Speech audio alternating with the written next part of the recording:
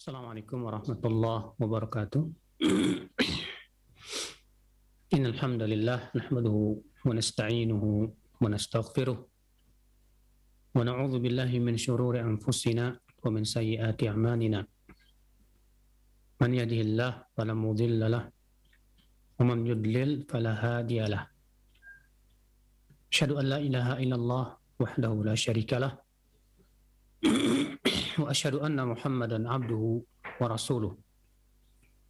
Qala Allah Ta'ala fi kitabihil karim, ya ayyuhalladzina amanu taqullaha haqqa tuqatih wa la tamutunna illa wa antum muslimun, amma ba'd. Saudaraku seiman, kita melanjutkan kembali pembahasan kitab Sahih At-Targhib wa Tarhib. Sekarang kita masuk hadis yang ke-141, bab masih tentang bab celaan itu berjidal. Wa an Abi Umamah radhiyallahu anhu qala Rasulullah sallallahu alaihi wasallam, ma dhalla qaumun ba'da huda kanu alaihi illa utul jadal. Thumma qara'a ma darabuhu laka illa jadala. Nabi SAW bersabda, tidaklah suatu kaum tersesat ya setelah hidayah yang dahulu mereka berada di atasnya, kecuali akibat mereka suka berjidal. Kemudian Nabi SAW bersabda, ma darabuhu laka illa jadala. Tidaklah mereka memberikan perumpamaan atau analogi untukmu kecuali sebatas untuk menjidalmu. Hadis ini, saudaraku sekalian, ya, menunjukkan betapa jidal itu tercela dalam Islam. Karena saudaraku sekalian, sesuatu yang sudah jelas dalam agama bahwasanya itu adalah merupakan perkara yang ada dalam Al-Quran dan hadis Nabi Shallallahu Alaihi Wasallam, kemudian masih saja diperdebatkan, ya, itu menunjukkan bahwa sebetulnya mereka tidak punya taslim dalam hati mereka. Kalaulah mereka berjiwa taslim, apa itu taslim? Itu menyerahkan diri semuanya kepada Allah Subhanahu wa taala. Tentu mereka ya tidak akan banyak berdebat. Mereka akan mengimaninya, mereka berusaha untuk mengaplikasikan di dalam kehidupan mereka. Adapun kemudian malah menjadikan sebagai bahan perdebatan. Ya. Maka yang seperti ini, saudaraku sekalian, penyebab daripada kesesatan. Oleh karena itulah Nabi SAW mengatakan, ma dhalla qaumun, tidaklah suatu kaum tersesat, ya, setelah mereka diberikan hidayah yang dahulu mereka di atasnya. Tadinya sudah dapat hidayah, sudah diberikan keterangan dari Al-Quran dan hadis Nabi SAW, yang seharusnya kewajiban mereka adalah sami'na wa ata'na. Kewajiban mereka adalah untuk taslim kepada perintah Allah dan perintah Rasulnya Sallallahu Alaihi Wasallam. Tapi kemudian ya, mereka malah memperdebatkannya. Akibatnya apa yang terjadi? Yang terjadi adalah ya mereka pun tersesat jalan. Kemudian Nabi SAW membawakan surat Az-Zukhruf ayat 58 itu. Ma darabuhu laka illa jadala bal hum qaumun khasimun. Mereka tidaklah memberikan analogi itu untukmu kecuali sebatas untuk berjidal saja, berdebat. Ya. Sebetulnya mereka itu orang-orang yang suka berdebat itu. Ya. Makanya saudaraku sekalian, perkara yang sudah jelas dari agama, ya, jelas dalilnya Al-Quran, hadisnya, ya, apalagi itu sudah menjadi ijma' para ulama, Sudah tidak perlu diperdebatkan lagi. Memperdebatkan sesuatu yang sudah jelas ini adalah merupakan perkara yang menjadi penyebab ya kesesatan seorang hamba. Ya, karena sudah kita sebutkan tadi bahwa kewajiban seorang muslim adalah apa? Kewajiban seorang muslim adalah taslim. Ya, menyerahkan diri kepada Allah dan Rasul-Nya. Kalau ada sesuatu yang dia tidak fahami, tanya kepada ulama, kepada yang alim. Baca kitab-kitab para ulama yang sudah mensyarah maknanya. Adapun kemudian itu diperdebatkan, itu menunjukkan akan adanya apa? Ya, hati kita yang dipenuhi dengan syubhat dan keraguan. Nasallallahu salamata wal afiyah. Kemudian kita masuk hadis yang ke-142. Hadis yang tadi dikeluarkan oleh Tirmidzi, Ibnu Majah, dan Tirmidzi mengatakan hadis hasan sahih. Hadis 142 an Aisyah radhiyallahu anha qalat qala Rasulullah sallallahu alaihi wasallam inna abghadha ar-rijali ila Allahil aladul khasim rahul Bukhari wa Muslim wa Tirmidzi wa Nasa'i. Sesungguhnya orang yang paling dibenci oleh Allah. Siapa itu? Orang yang paling dibenci oleh Allah itu. Al-alad. Al-alad itu ya artinya ya dari kata apa namanya? Lad. Al-alad itu ladud. Kata Imam Nawawi, al-alad syadidul khusumah. Sangat suka bertengkar. Ma'khudun min ladidail wadi wa huma janibah li'annahu kullama ihtajja alaihi bihujjah akhadha fi janibin akhar. Ya. Diambil dari kata-kata ladidai al-wadi, yaitu dua tepinya. Kenapa demikian? Karena setiap kali ditegakkan hujjah, dia mencari celah lain. Ya, ketika dia celah itu kalah, cari celah lain untuk menyerang musuh, menyerang lawan. Kalau di situ sudah tegakkan hujah lagi, cari. Ya, kelemahan lawan untuk memang tujuannya adalah untuk mengalahkan lawan, bukan untuk mencari kebenaran. Ini namanya al-alad. Ya, syadidul khusumah kata Imam Nawawi rahimahullah dalam kitab Syarah Sahih Muslim. Ya, di jilid 16 halaman 219. Saudaraku sekalian, kata Nabi SAW, ya, inna abghadha rijal ilallah, sesungguhnya orang yang paling dibenci oleh Allah ini.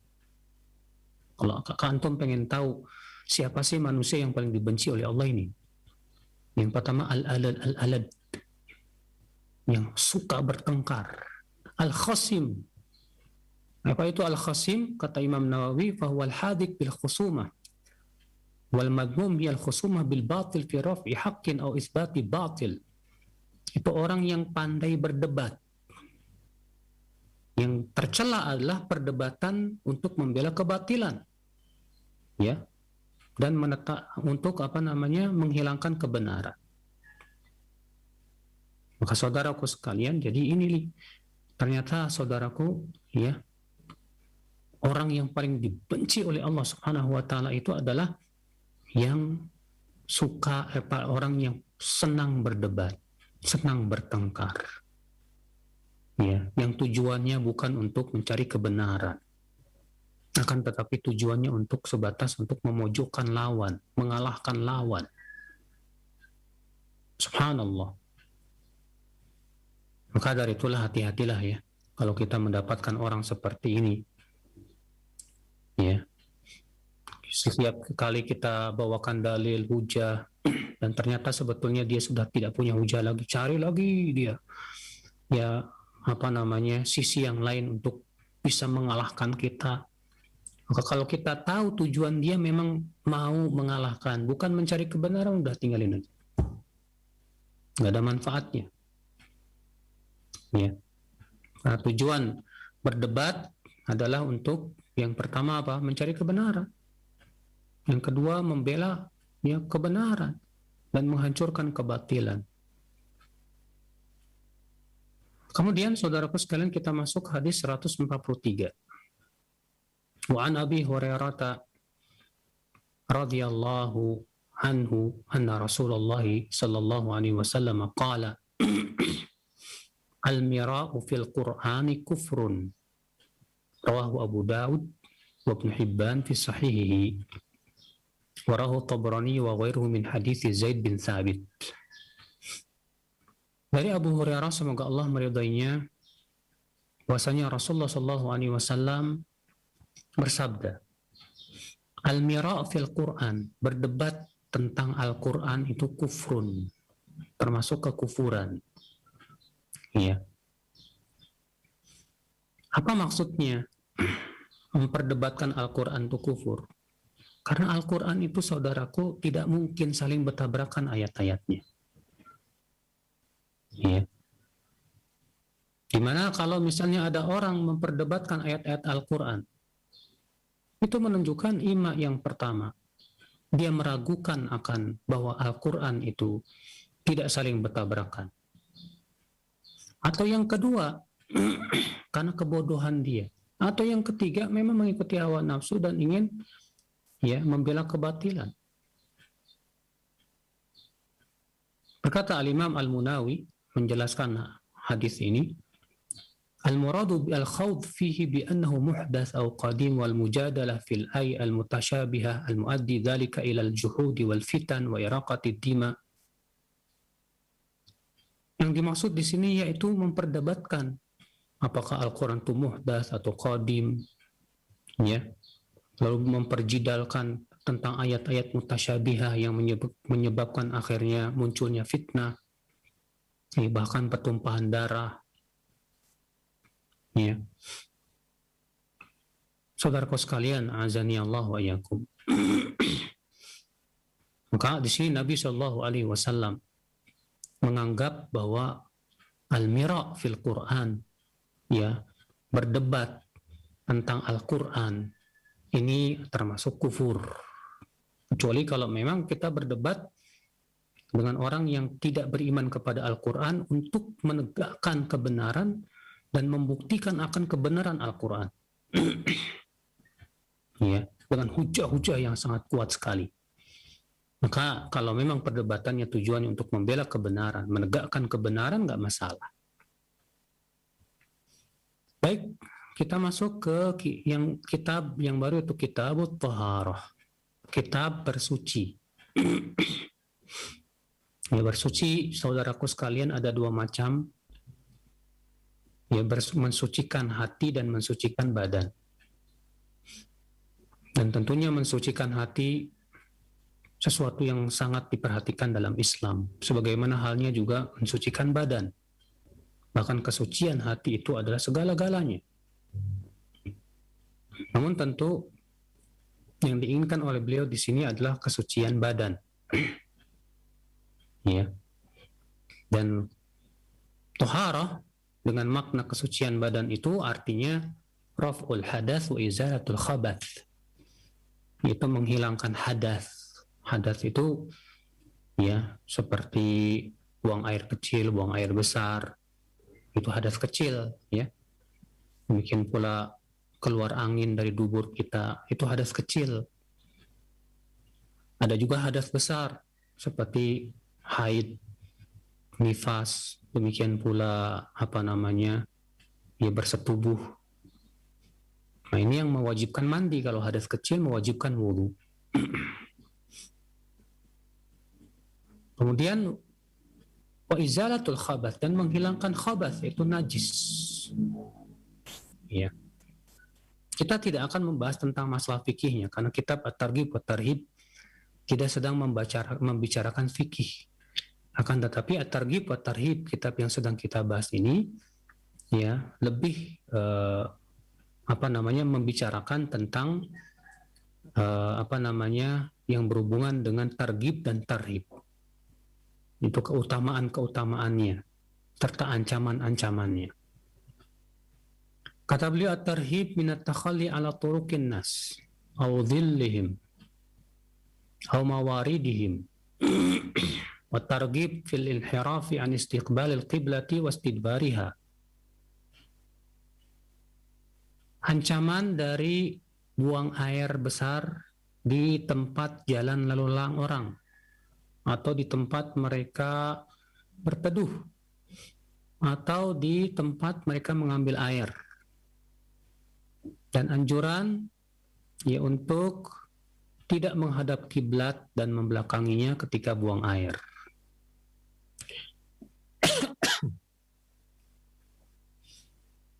Hadis 145, yang di sini beliau akan menyebutkan tentang yang berhubungan dengan adab yang buang air ya. Itu tidak boleh buang air di tempat-tempat yang dibutuhkan oleh manusia, nggak boleh. Kenapa? Karena yang seperti ini bisa mendatangkan laknatnya manusia kepada kita, yang menyebabkan akhirnya ya manusia mendoakan keburukan kepada kita. Na'udzubillah, jangan sampai seperti itu tentunya. Hadis 145 An Abi Hurairah radhiyallahu anhu anna Rasulullah sallallahu alaihi wasallam qala ittaqul la'inain. Qal wa ma la'inani ya Rasulullah? Qal alladhi yatakhalla fi turuqin nas aw fi dhillihim. Rawahu Muslimun wa Abu Dawud wa ghairuhuma.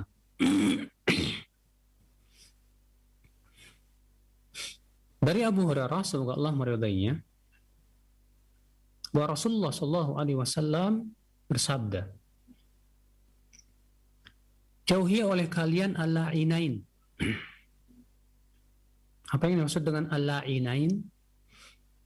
Ya, yaitu dua perkara yang bisa menyebabkan orang melaknat kita.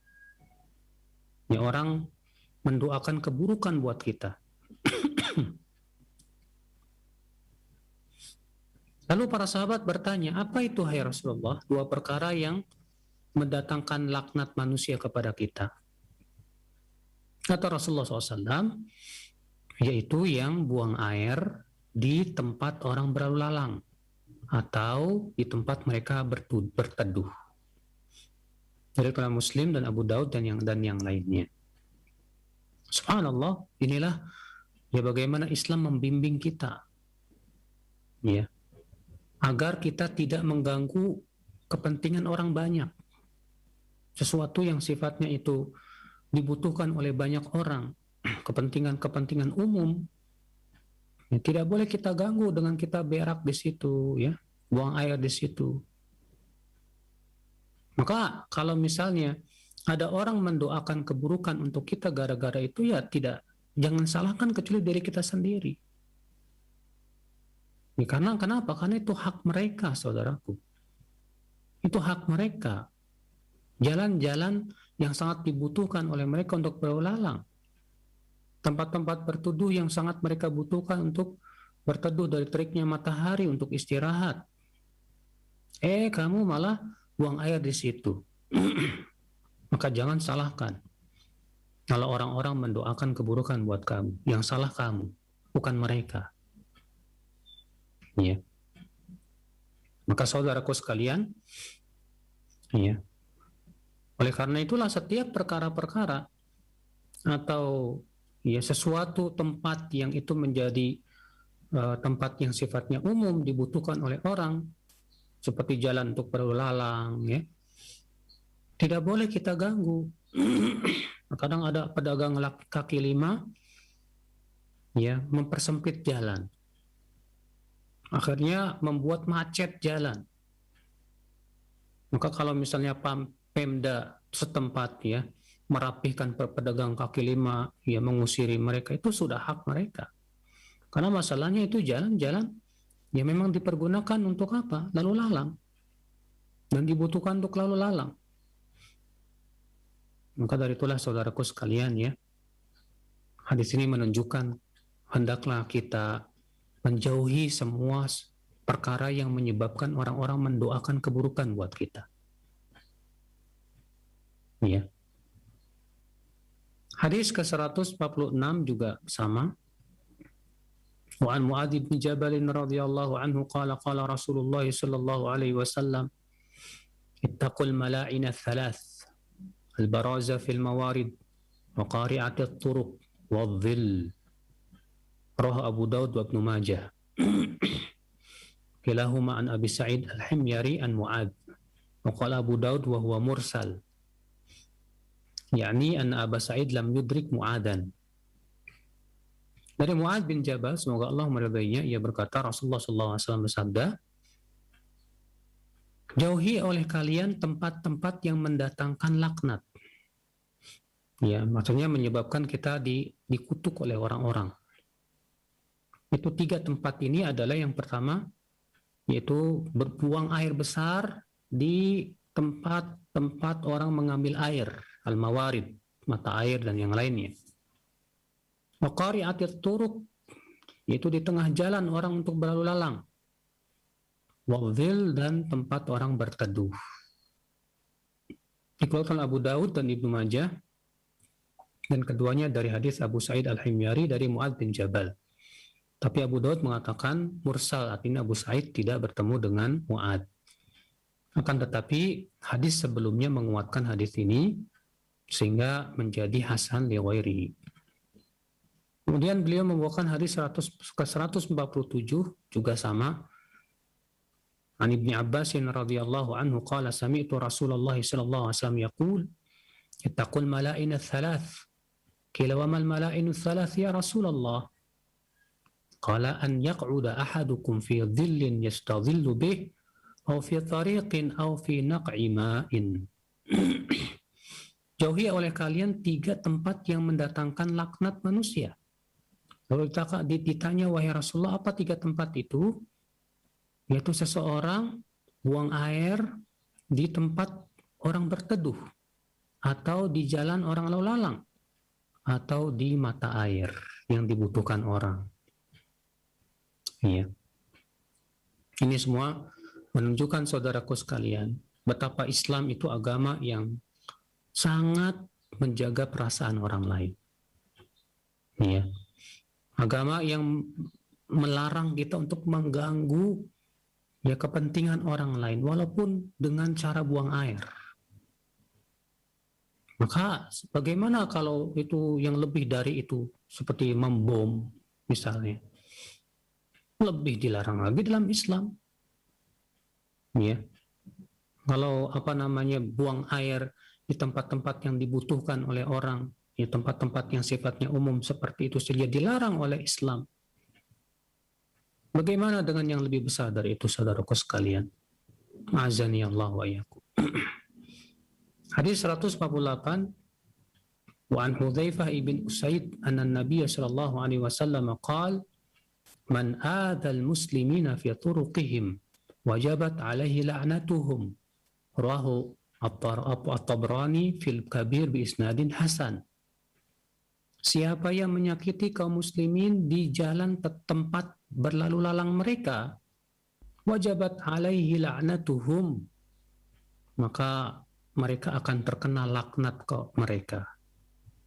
Ini menunjukkan, mendoakan kejelekan terhadap orang seperti ini nggak masalah, diizinkan dalam syariat. Iya. Karena Nabi mengatakan demikian, dia akan terkena laknat mereka, dan Rasul tidak mengingkari. Ya. Bagi mereka yang mengeluarkan hadas atau berak, ya, buang air besar di tempat lalu lalang orang, ini saja boleh didoakan keburukan. Gimana dengan orang yang berbuat ihdas dalam agama, saudara? Yang mereka merusak agama dengan pemikiran, ya, merusak agama dengan celaan dan hinaan, ya, menghina Islam dan yang lainnya. Maka dari itulah hati-hatilah saudaraku sekalian, azan ya Allah. Karena kalau kita sudah didoakan oleh kaum muslimin, ya, bagaimana nasib kita kalau ternyata doa mereka didengar oleh Allah Subhanahu wa taala. Nasallallahu salamata wal afiyah.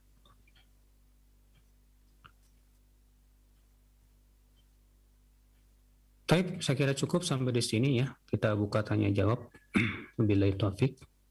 Naam. Baik, syukran jazakallahu khair atas pembacaan dan penjelasan hadis-hadis di kitab Sahih Targhib wa Tarhib ini. Mudah-mudahan apa yang beliau sampaikan, apa yang Al-Ustaz sampaikan dapat kita ambil faedahnya, dan tentunya kita dapat mengamalkan apa yang telah kita dapatkan dari ilmu yang telah disampaikan. Baik, untuk selanjutnya kami buka sesi interaktif, sesi soal jawab. Baik, yang pertama kami ajukan terlebih dahulu di layanan pesan singkat, Ustadz. Ada pertanyaan. Assalamualaikum warahmatullahi wabarakatuh. Penanya yang tidak disebutkan nama dan tempatnya. Ya Ustadz, apakah boleh kita mendoakan untuk orang-orang yang suka berkelahi dan membuat keributan serta memeras masyarakat itu supaya cepat mati, Ustadz? Mohon penjelasannya. Pertama, ya, mendoakan orang-orang seperti itu dengan keburukan pada asalnya boleh saja. Dan sudah kita jelaskan tadi hadis yang kita sedang bahas tadi mengenai orang yang buang air besar di jalan tempat orang baru lalang. Kalau itu saja diizinkan, didoakan keburukan oleh mereka yang baru lalang, ya. Bagaimana dengan orang yang menyakiti dengan merampok, memeras, dan yang lainnya? Maka boleh mendoakan keburukan untuk mereka. Namun, tentunya yang lebih baik adalah kita doakan hidayah.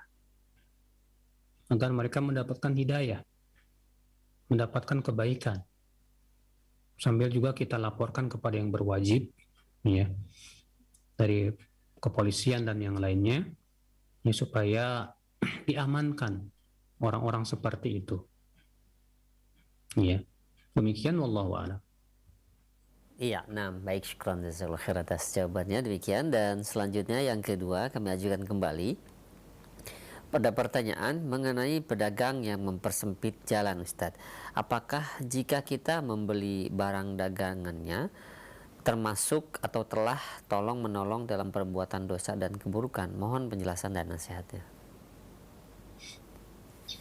Kalau kita membeli dagangannya, apakah kita termasuk tolong menolong? Ya. Kalau memang di situ ada barang-barang yang sangat kita butuhkan dan kita mau beli di situ, bagus, silahkan, nggak apa-apa. Tapi sambil memberikan nasihat. Dan kita katakan kepada dia, Pak, kalau bisa jangan mempersempit jalan, karena ini ya jalan umum.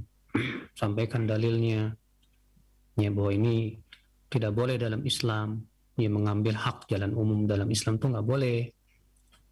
Iya, dan jual belinya sah. Tapi kalau misalnya kita bisa mencari toko lain yang tidak di situ untuk memberikan pelajaran kepada mereka agar mereka tidak mengambil hak ya orang lain, bagus. Udah nggak usah belanja beli di toko-toko kaki lima yang bisa yang mengganggu kepentingan umum seperti itu. Beli aja tempat toko-toko yang lain yang ada di dalam pasar banyak. Cuma kan terkadang kita malas untuk masuk ke dalam pasar karena becek lah atau jauh lah dan yang lainnya. Iya. Demikian wallahu a'lam. Baik, syukran jazakallahu khair atas jawabannya. Demikian, dan selanjutnya yang ketiga kami ajukan kembali di layanan pesan singkat. Ada hamba Allah yang berada di Batam. Ya Ustaz, jika saya melihat kemungkaran lalu saya ingin mendebat untuk menunjukkan kebenaran, tapi di sisi lain saya khawatir ada hawa nafsu yang didorong oleh syaitan ketika berdebat. Manakah yang lebih saya dahulukan, mencegah kemungkaran atau menahan diri untuk mendebat kemungkaran tersebut, Ustaz? Barakallahu fiik. Kalau antum memang pertama punya keilmuan untuk mendebat dia, dan tujuannya adalah untuk membela kebenaran, ya, maka silahkan antum berdebat dengan tujuan seperti itu, sambil antum menahan amarah dan emosi. Karena para ulama mengatakan bahwa syarat orang yang ingin mengingkari kemungkaran apa? Yang pertama, an yakuna aliman bima ya'mur, aliman bima yanha. Berilmu tentang apa yang hendak dia perintahkan atau berilmu tentang apa yang hendak dia larang. Yang kedua, ya, punya sifat sabar. Yang ketiga, punya sifat halim. Apa itu halim? Itu dhaqtun nafs inda haijanil ghadab. Mampu untuk menahan emosi ya ketika marah. Kalau kita misalnya tidak bisa menahan emosi kita dan kita khawatir nih ketika saya berdebat malah kemudian berantem dan yang lainnya, ya lebih baik jangan. Kalau kita tahu diri kita orangnya temperamenan misalnya, kita tahu bahwa kita ini orangnya tidak bisa menahan emosi misalnya, sehingga akhirnya khawatir malah timbul mudarat yang lebih besar, maka pada waktu itu nggak masalah kita langsung pergi aja, ya. Tapi hati kita mengingkarinya. Demikian Allah wa'ala. Nah, ya, baik, syukran jazakallahu khair atas jawaban Al-Ustaz. Demikian 3 pertanyaan telah kami ajukan di layanan pesan singkat, dan selanjutnya kami berikan kesempatan untuk Anda yang ingin bertanya langsung di layanan telepon. Halo, Assalamualaikum warahmatullahi wabarakatuh. Waalaikumsalam warahmatullahi wabarakatuh. Dengan Ibu siapa, di mana? Saya Umu Ansari dari Rengat. Iya, silahkan pertanyaannya. Assalamualaikum Ustaz. Waalaikumsalam warahmatullahi wabarakatuh. Nah, silahkan. Dalam rangka untuk menahan emosi, saya mencoba untuk lebih banyak puasa sunnah. Jadi puasa sunnah itu kita mencoba untuk puasa Daud itu. Apakah di dalam berpuasa Daud kita masih bisa mengamalkan puasa Senin Kamis atau puasa Yaumil Bid? Gimana caranya Ustaz? Ini dalam rangka untuk melembutkan hati gitu. Ya. Nah. Jazakallah khairan. Oh, ya. Assalamualaikum warahmatullahi wabarakatuh. Waalaikumsalam warahmatullahi wabarakatuh. Ya, silakan Ustaz. Orang yang sudah puasa Daud, Ibu tidak perlu puasa yang lain lagi. Sebab kalau Ibu puasa Daud juga, puasa Senin Kamis juga, puasa Ayyamul Bid juga, nanti puasa Daudnya bentuknya jadi kacau. Nah, puasa Daud itu kan sehari berpuasa, sehari enggak. Sehari berpuasa, sehari enggak. Sekarang kalau Ibu puasa Senin Kamis juga kacau jadi. Yang kedua, Nabi SAW ditanya tentang puasa yang paling utama. Maka Nabi mengatakan puasa Daud. Lalu Nabi ditanya lagi, adakah yang lebih utama dari puasa Daud? Kata Nabi apa? La afdal min dzalik. Tidak ada yang lebih utama dari puasa Daud. Maksudnya ya dari puasa sunnah maksudnya ya. Berarti puasa Daud itu lebih utama dari puasa Senin Kamis, lebih utama daripada puasa apa? Ayyamul Bid. Maka itu sudah sangat mencukupi. Jadi kalau misalnya Ibu sudah melaksanakan puasa Daud, cukupkan dengan puasa Daud, sudah tidak perlu lagi untuk puasa Senin Kamis ataupun puasa Ayyamul Bid. Demikian wallahu a'lam. Nah, baik. Jazakallahu khair untuk jawabannya. Demikian untuk Ibu yang berada di Rengat. Dan selanjutnya silahkan. Assalamualaikum warahmatullahi wabarakatuh. Waalaikumsalam warahmatullahi wabarakatuh. Dengan Bapak siapa, di mana? Rizal di Singkawang kali. Pak Rizal di Singkawang. Silahkan. Barakallahu fiik Ustaz. Fiik barakallahu. Awal Ustaz, ana ingin menanyakan tentang lafaz doa Allahumma inni a'udzubika an usyrika bika wa ana a'lamu wa astaghfiruka lima la alam. Itu kan untuk anak pribadi Ustaz.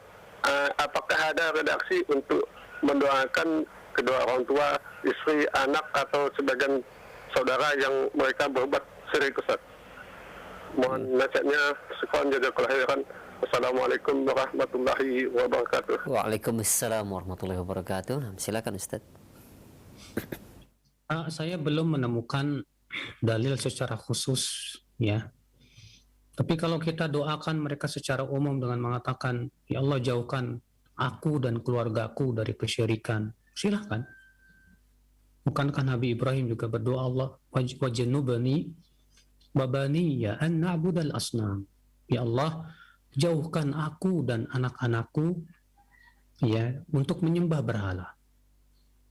Maka kalau Bapak berdoa dengan mengatakan Allahumma jannubni wa ahli ya an na'budal asnam misalnya, ya Allah jauhkan aku dan keluarga aku semuanya dari menyembah berhala, silakan.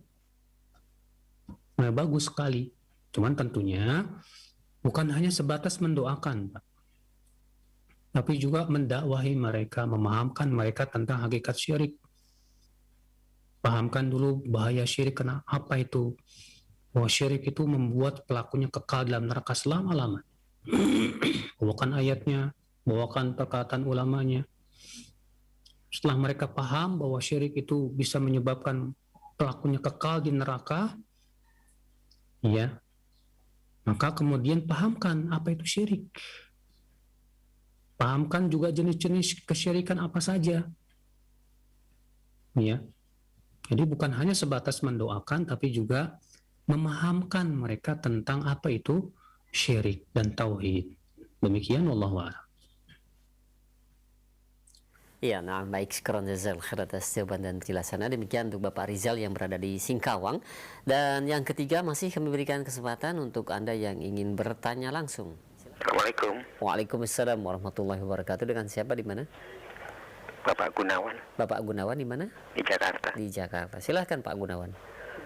Begini Pak Ustadz, yang mau saya tanyakan tadi mengenai mendoakan orang lain dengan keburukan karena dia berbuat itu dibuang kotoran di jalan, itu saya sudah, insya Allah sudah paham.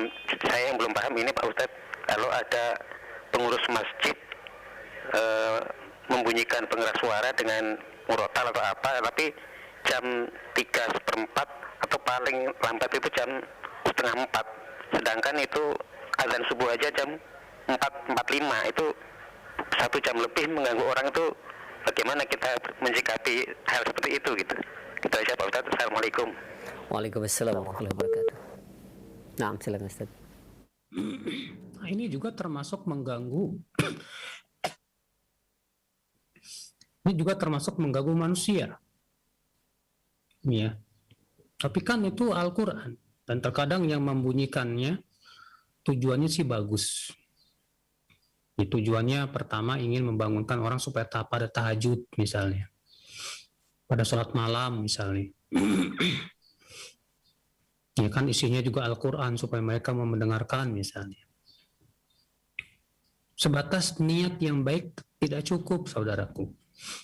Karena tidak setiap orang bisa bangun tahajud, tidak setiap orang bisa ya mendengarkannya, apalagi itu di jam 2:30 misalnya, atau jam 3, jam 3:30 orang ya ada yang butuh istirahat, ada anak kecil yang butuh istirahat dan yang lainnya.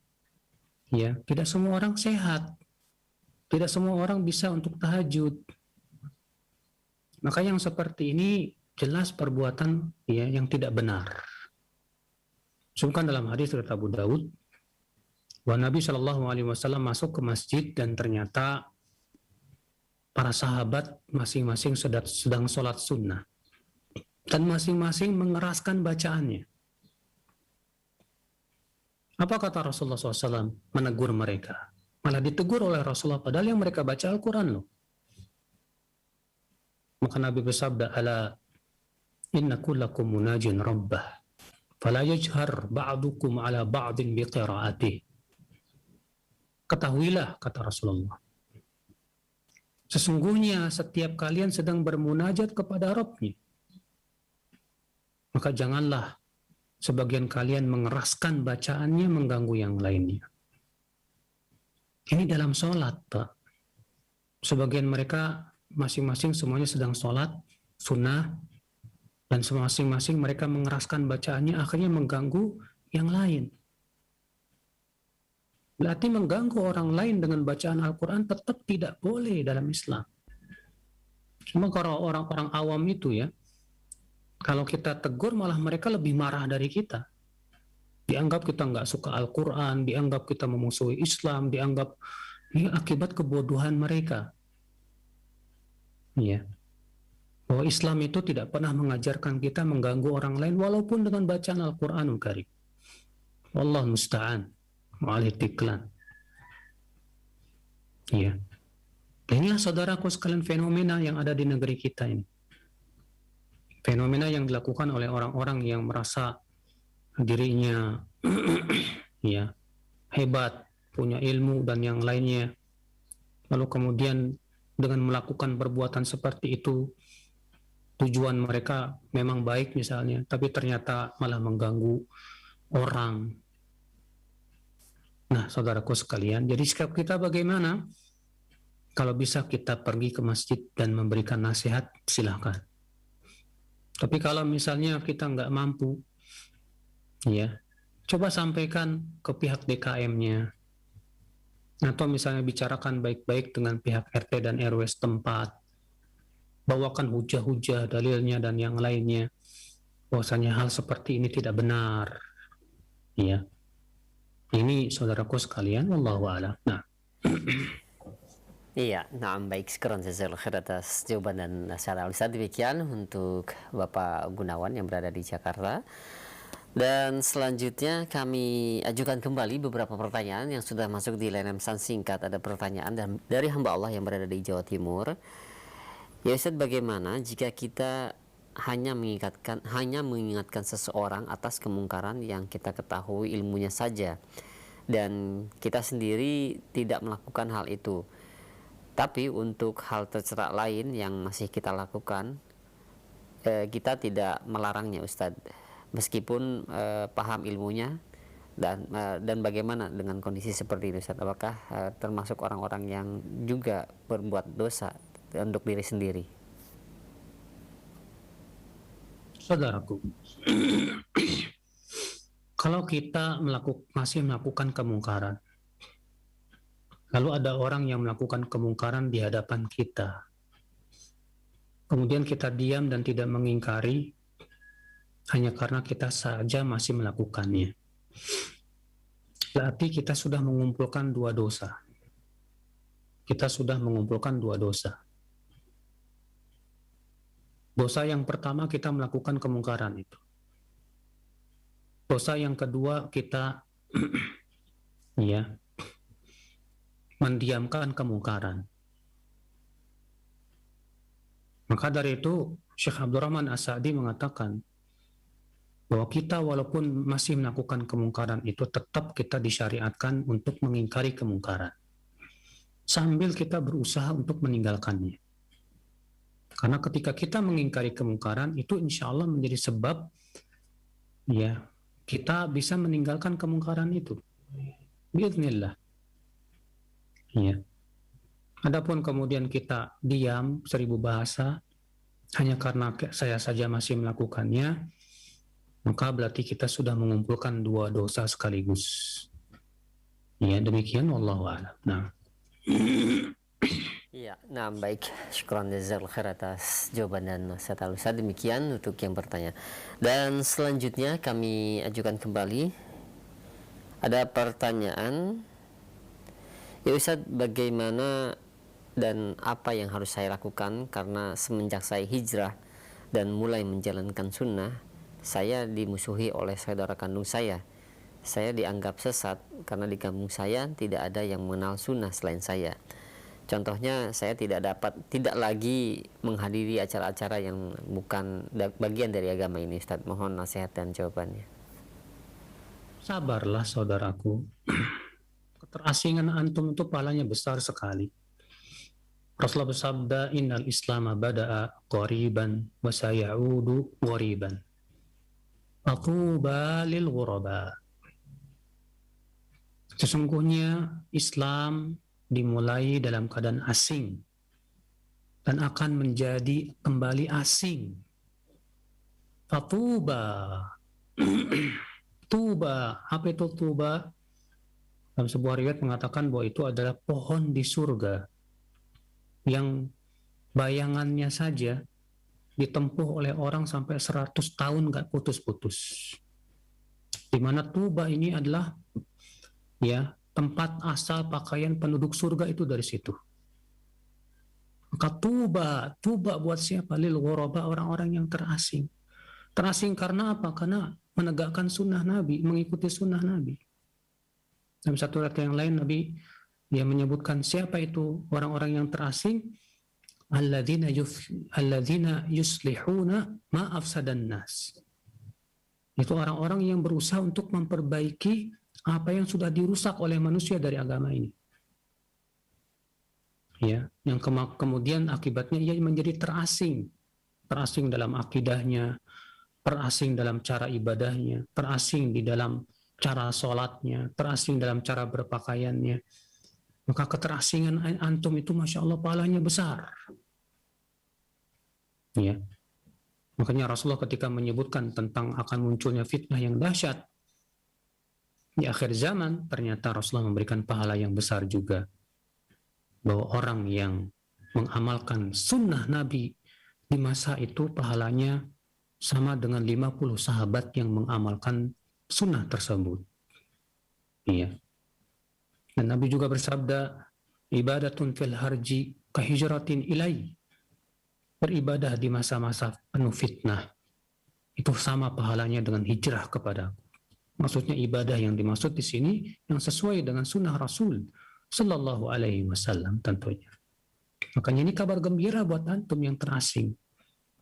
Sabar dengan keterasingan sambil terus antum terus menggali ilmu, istiqomah di atasnya, mengajak ya per orang, keluarga dan yang lainnya. Demikian Wallahu a'lam.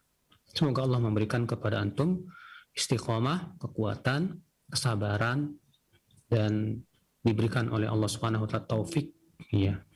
Wallahu a'lam. Nah, baik, syukran atas jawaban Al-Ustaz. Demikian ya untuk yang bertanya di layanan pesan singkat, dan selanjutnya kami ajukan kembali ada pertanyaan mengenai buang kotoran di tempat umum, dan ini ada pertanyaan mengenai meludah, Ustaz. Apakah benar kita dilarang meludah ke arah kiblat, Ustaz? Mohon penjelasannya. Ada dua hadis. Hadis yang pertama menyebutkan itu di dalam sholat. Dan hadis yang kedua menyebutkan secara mutlak. Ya. Dalam hadis man tafala ya qibal al-qiblah ja'at tiflatu yaumal qiyamah baina ainai. Kama qala. Siapa yang meludah ke kiblat, maka pada hari kiamat nanti dia akan datang dalam keadaan ludahnya nempel di antara dua matanya. Dalam satu riwayat yang lain, dalam hadis yang lain, itu dalam sholat. Ya, Nabi SAW melarang meludah ke arah kiblat ketika sedang sholat. Dan kaidah usul fikih mengatakan apabila hadis yang mutlak dia bertemu dengan hadis yang muqayyad, ya, maka yang mutlak ini dibawa kepada yang muqayyad. Maka dari itu pendapat yang dirojihkan oleh banyak ulama, ini pendapat jumhur, bahwa larangan meludah ke arah kiblat itu dalam sholat. Ya, sementara sebagian ulama mengatakan, seperti Syekh Albani rahimahullah, larangan seperti ini tetap berlaku walaupun di luar sholat. Kenapa? Karena tujuannya adalah menghormati kiblat, kata beliau. Kalau kita dilarang dalam sholat, ya ketika kita dalam sholat menghadap kiblat kemudian meludah ke kiblat, karena kata beliau tujuannya ya menghormati kiblat, dan menghormati kiblat itu tidak berlaku hanya dalam sholat, kata beliau. Namun wallahu alam dalam hal ini yang rajih pendapat jumhur, karena disebutkan dalam hadis bahwa seseorang apabila sedang sholat maka Allah berada di hadapannya. Ya. Jadi bukan hanya sebatas menghormati kiblat, tapi juga ada ilat yang lainnya. Ya, wallahu a'lam, demikian. Nah, baik, syukran jazakallahu khair atas jawaban Ustaz. Demikian untuk pertanyaan di layanan pesan singkat, dan selanjutnya kami berikan kesempatan kembali untuk Anda yang ingin bertanya di layanan telepon. Silahkan. Halo. Ya, Assalamualaikum warahmatullahi wabarakatuh, Pak Ustaz. Waalaikumsalam warahmatullahi wabarakatuh. Dengan Ibu siapa, di mana? Mbak Allah dari Sumatera. Silahkan langsung ke pertanyaan. Ya, semoga Ustaz Badru selalu dan keluarga dilindungi selalu beri kesehatan dan kita semua keluarga. Pak Ustadz, ini saya mau nanya, ini tadi saya kurang jelas masalah puasa Daud. Puasa Daud itu kan misalnya kita melakukan besok puasa, besok enggak, hari puasa saja.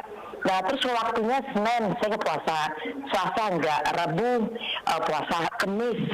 Boleh nggak saya Kemis dengan puasa sunnah Kemis? Besoknya puasa Daud lagi. Nah, mohon Pak Ustadz, karena pertemuannya hari-harinya itu ada sunnahnya, ada yaumidnya. Yang mana saya utamakan, memang dan utama. Tapi cara pekerjaannya dengan ada ketemu waktu sunnah. Nah, itu gimana Pak Ustadz? Mohon petunjuk Pak Ustadz. Assalamualaikum warahmatullahi wabarakatuh. Waalaikumsalam warahmatullahi wabarakatuh. Silakan.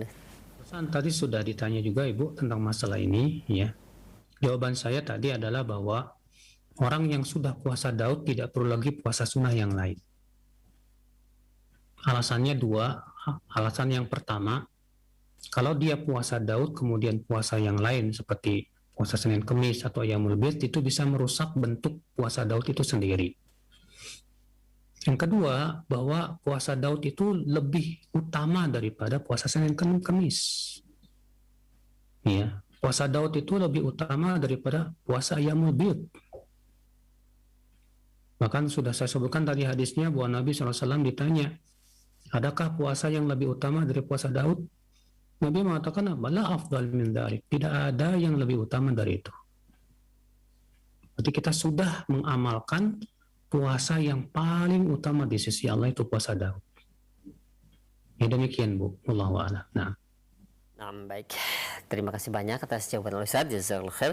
Dan silahkan masih kami berikan kesempatan untuk Anda yang ingin bertanya di layanan telepon. Assalamualaikum warahmatullahi wabarakatuh. Waalaikumsalam warahmatullahi wabarakatuh. Dengan Ibu siapa di mana? Dari Ana dari Lampung. Iya, silakan langsung ke pertanyaan Ibu. Bismillahirrahmanirrahim. Semoga Ustadz dalam lindungan Allah Subhanahu wa taala. Anak ingin bertanya, kalau saat ini rumah tangga ditakdirkan Allah terjoliminlah sama suami, anak dipoligami. Namun anak kini merasa sudah mendekatkan diri ke Allah, memohon pertolongannya. Alhamdulillah, anak sekarang diringankan beban anak karena anak mempunyai suami bermaksiat merokok. Namun itu selalu tanggung jawab anak untuk menyediakannya. Anak tidak dinafkahi. Namun kini dia. Jadi pertanyaannya Ibu, mohon maaf, tidak usah di aib-aibnya sudah. Mau tanya dia, kalau dia sudah pulang ke tempat keluarganya, anak bersyukur, anak tidak mengurus dia lagi gitu. Apakah anak berdosa ya Ustadz? Nah, baik, itu saja ya. Berbakti lagi seperti kemaksiatannya gitu. Baik. Ya, cukupkan pertanyaannya. Yang silahkan Ustadz.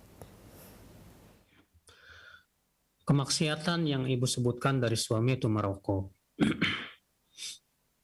Ya, hanya karena dia merokok, yang kedua dia poligami, lantas Ibu tidak mau lagi melayani dia. Berarti dalam hal ini yang paling besar dosanya siapa? Suami atau Ibu? Jawab Ibu. Ya. Betul memang suami bermaksiat itu rokok. Tapi Ibu bermaksiat tidak mau melayani suami dan Ibu sudah meninggalkan kewajiban seorang istri kepada suami. Soal maksiat suami itu antara ia dengan Allah. Itu merokok tadi. Ya. Tapi maksiatnya Ibu adalah kepada suami dengan tidak mau melayaninya. Maka Ibu, maksiat suami dengan cara merokok jangan dibalas dengan maksiat Ibu, ya, yang tidak mau melayani suami. Berikan nasihat kepada dia dan jelaskan kepada dia tentang bahayanya rokok untuk kesehatan. Kalau bisa, ya, ada dokter yang menasihati dia bahwa rokok itu bukan hanya merusak orang yang merokok, tapi juga orang lain. Dan memberikan mudarat kepada orang lain itu hukumnya haram.